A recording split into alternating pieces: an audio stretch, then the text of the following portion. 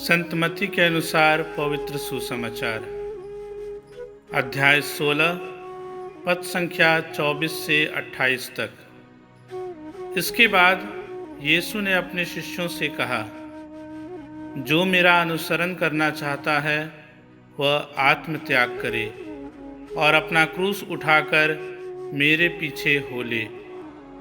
क्योंकि जो अपना जीवन सुरक्षित रखना चाहता है वह उसे खो देगा, और जो मेरे कारण अपना जीवन खो देता है वह उसे सुरक्षित रखेगा।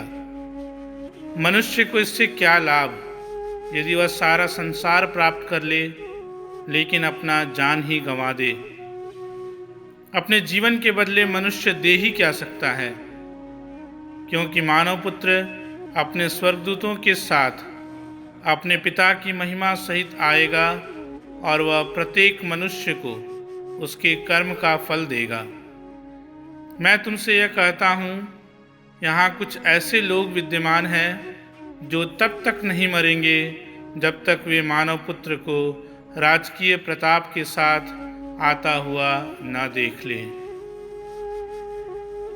यह प्रभु का पवित्र सुसमाचार है।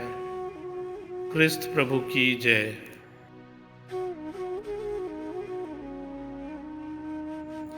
आज का सुसमाचार हमें प्रभु यीशु का अनुसरण करने के लिए आमंत्रित करता है।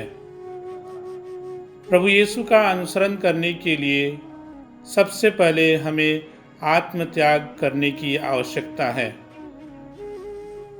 आत्मत्याग का अर्थ है स्वयं का त्याग करना, स्वयं की इच्छाओं का त्याग करना, स्वयं की अभिलाषाओं का त्याग करना, अपने हर एक प्रकार की भावनाओं को कमजोर कर उस पर विजय पाकर एक उद्देश्य से, एक दृष्टिकोण से प्रभु पर अपनी दृष्टि को लगाए रखना।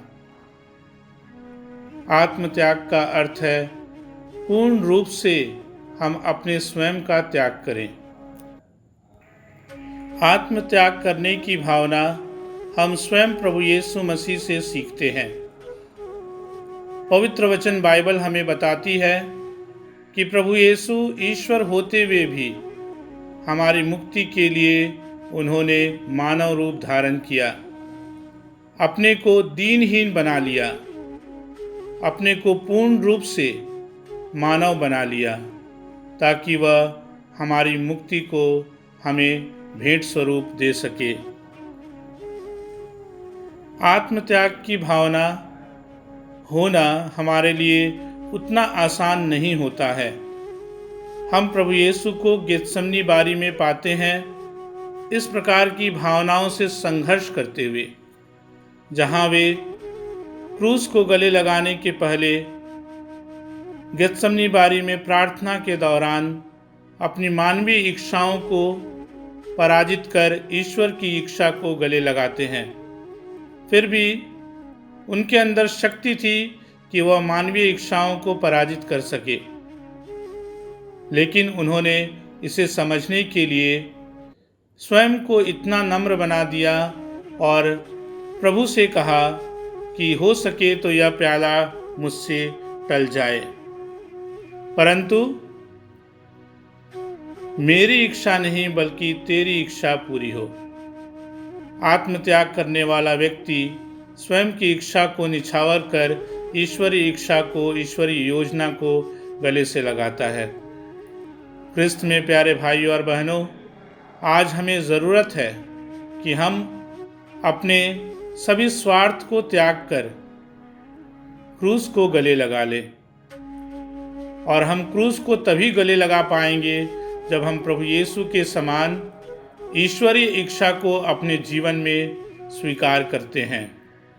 और जब हम ईश्वरीय इच्छा को अपने जीवन में स्वीकार करते हैं, तब वही हमारा आत्मत्याग होता है और हम क्रूस को खुशी से गले लगा सकते हैं। ज्यों ही हम क्रूस को गले लगाकर प्रभु का अनुसरण करने के लिए तत्पर हो जाते हैं, तो हमारे सामने एक प्रश्न आता है कि प्रभु का अनुसरण करने से हमें क्या प्राप्त होगा। प्रभु कहते हैं कि यदि तुम सारा संसार प्राप्त कर लो लेकिन अपनी आत्मा को गवा दो तो इससे क्या लाभ। आखिर में हम मनुष्य के लिए सबसे कीमती चीज क्या है? मेरे विचार से हर एक व्यक्ति का जीवन उसके लिए सबसे कीमती चीज होता है। लेकिन यदि हम उस जीवन को जीने योग्य नहीं बनाते हैं तो हम मरणशील हो जाते हैं। और हम अपने जीवन को तभी जीवन जीने के योग्य बना सकते हैं जब उसमें ईश्वरीय अनुभूति दिन प्रतिदिन अपने जीवन में अनुभव करते हैं। और जब हम अपने जीवन के अंदर ईश्वरीय अनुभूति होती है तो हम ईश्वर से जुड़ जाते हैं और हमारा जीवन बहुत ही विकास करता है और हम फलप्रद हो जाते हैं।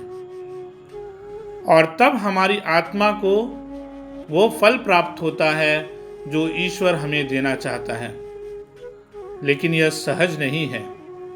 यह समझना कि अपने सांसारिक इच्छाओं को त्याग कर ईश्वरीय इच्छा को स्वीकार कर जीवन जीना ही हमें क्रिस्तीय विश्वास सिखाता है। और सही अर्थ में प्रभु यीशु का अनुसरण करना तभी हम सीख पाएंगे जब हम आत्मत्याग करेंगे। आज प्रभु हमें बुलाता है कि हम प्रभु के पीछे चलें, प्रभु के साथ चलें, प्रभु का अनुसरण करें और उनके सच्चे अनुयायी बने।